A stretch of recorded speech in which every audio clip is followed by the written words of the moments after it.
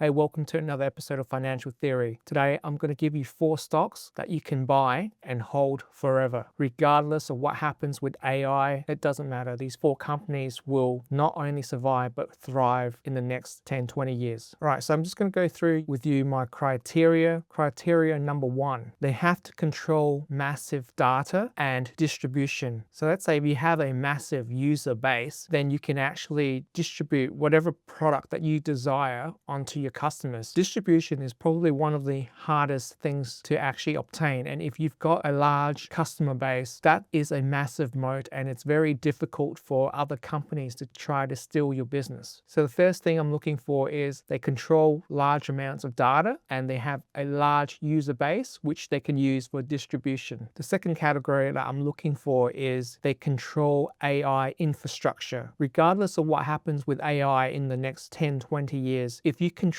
the infrastructure that AI runs on, everyone still has to pay you. So look at it this way: instead of building a train, build the infrastructure that the trains run on. So it doesn't matter which company wins the AI race, they still have to pay you regardless. So that's why I'm looking for companies that own AI infrastructure. The third category that I'm looking for in a buy and hold forever stock, it has to be a diversified business. Why is this important? Because if all you do is advertising and let's say someone else comes in and starts taking your business, you got nothing left to show for it. Your business is pretty much screwed. Let's say if you have a diversified business, if a competitor comes in and starts taking parts of your business away, at least you have other segments of your business to actually help you stay alive. And hopefully you can recover and regain your market share. The fourth category that I'm looking for is they need to have massive cash flow, because at the end of the day, if you've got heaps of cash flow, you've got heaps of cash lying around, you can use that to invest in research and development, and this will actually help expand the company in the future. So if you got no cash flow, you can't invest in your future. Okay, the fifth category that I'm looking for is that they need to have an ecosystem that's really hard to escape. If you want to move to another company, it's going to cost you a lot of money in transferring from one company to another. And that's what really I'm looking for. And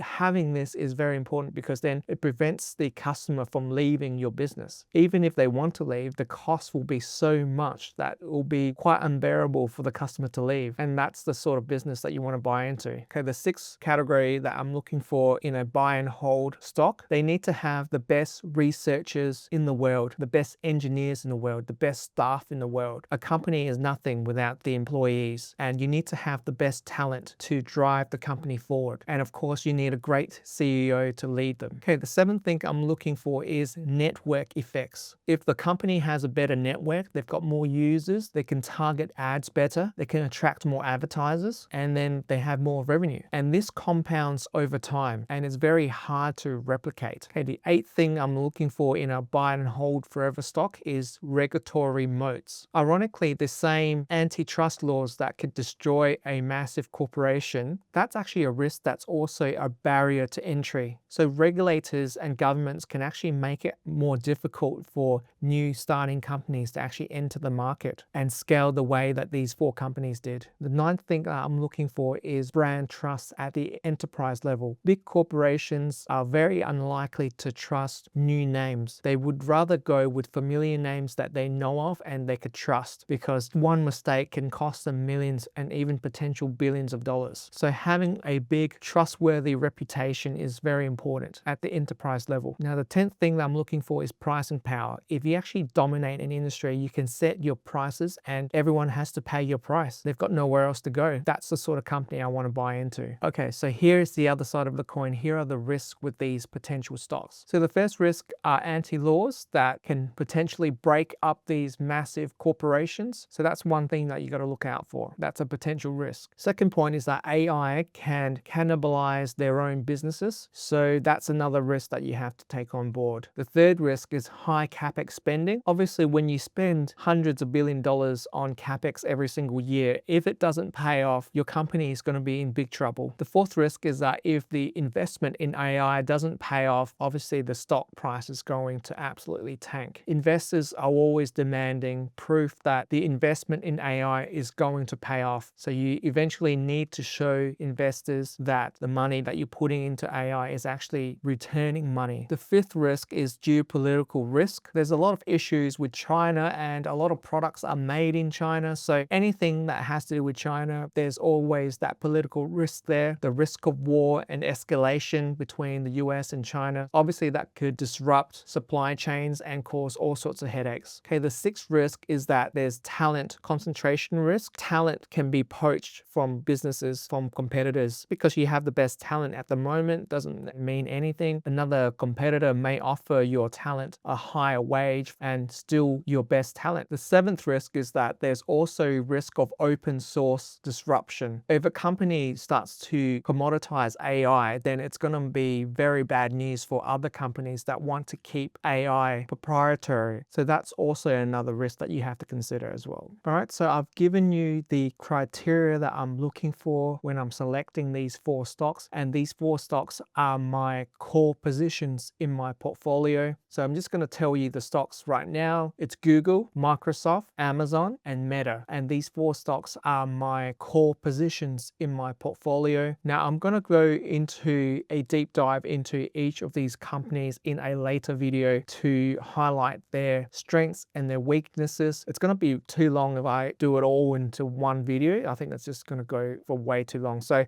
I think Meta is actually the least diversified of these 4 businesses, but Meta is still very diversified because they still have a lot of apps that they own. They've got Facebook, Instagram, Messenger, WhatsApp. So they've got like a lot of different variations of their businesses as well. So, and they've got the Ray-Ban thing that's happening as well, the glasses. So even though with Meta, the bulk of their money comes from advertising, they're still decently diversified even in the advertising space because they've got a lot of their money actually comes from different apps. But I will be doing a deep dive video on each of these companies and highlighting their strengths and weaknesses and the risk of each company and why I believe that it doesn't matter what happens in the AI race, these 4 companies will not only survive but thrive in phase 3 of the AI wars in the next 10-15 years. All right, so I hope you guys got something out of this today. If you enjoyed this video, give this video a thumbs up, like, comment, share. I will catch you guys in the next video. See ya.